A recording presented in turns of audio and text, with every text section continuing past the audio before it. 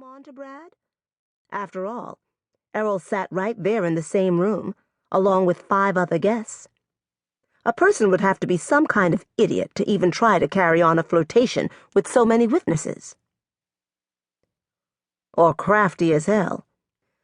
One of the players was running with the football, and everyone in the room either cheered or jeered. Suzanne, who knew nothing about football, took her cue from Brad, who cheered. Out of the corner of her eye, she saw Micheline throw her arms around Errol and embrace him. Errol shifted to face her, his hand roaming dangerously high over her thigh, to where the hem of her short denim skirt met her skin. A laughing Micheline playfully smacked it away with a hiss of "later." Suzanne began to feel better.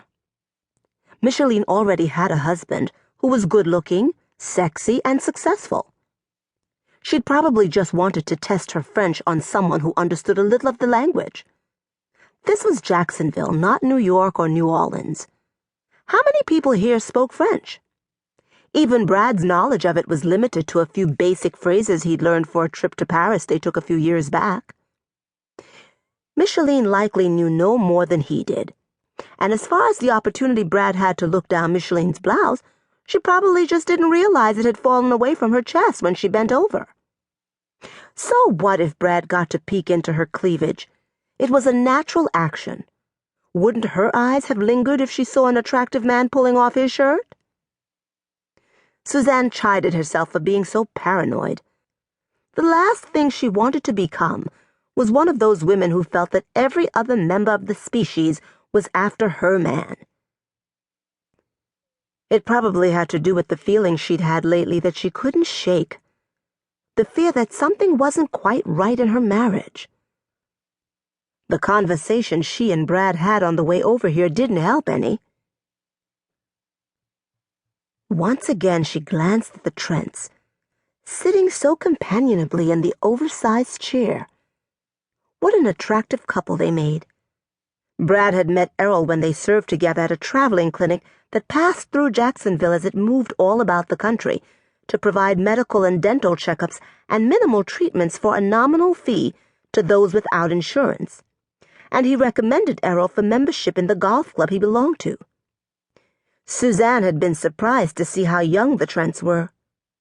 Memberships at the golf club didn't come cheap, and most of the members were in their 40s, 50s, and 60s. But of course, Errol Trent was some kind of dentist, an oral surgeon, Brad had said, and could probably afford it. She put his age in the mid to upper 30s, while Micheline appeared to be about 30. 30. Suzanne swallowed past a lump in her throat. How nice it would be if she could be that age again. She'd be 42 this year, and was acutely aware of getting older. Her son Bradley was 15, and way taller than she was. Being around younger women like Micheline gave Suzanne the unwelcome feeling of being past her prime. Right after the first quarter, Micheline announced she was bringing out the refreshments.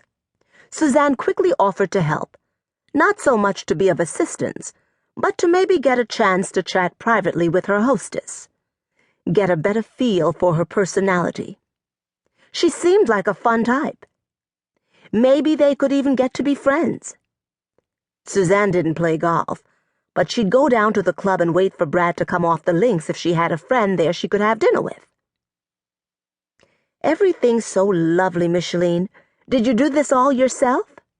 she asked as she admired a tray of honey-dipped chicken drumettes Suzanne removed from the oven, where they'd been keeping warm.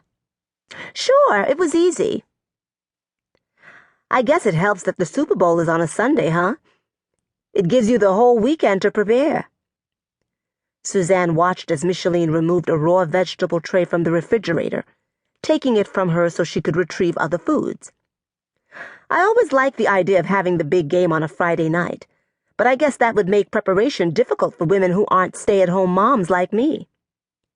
Suzanne did enjoy informing people that she was a homemaker, and had been for years. Many of the wives of Brad's colleagues had high-powered careers, but her status as housewife and stay-at-home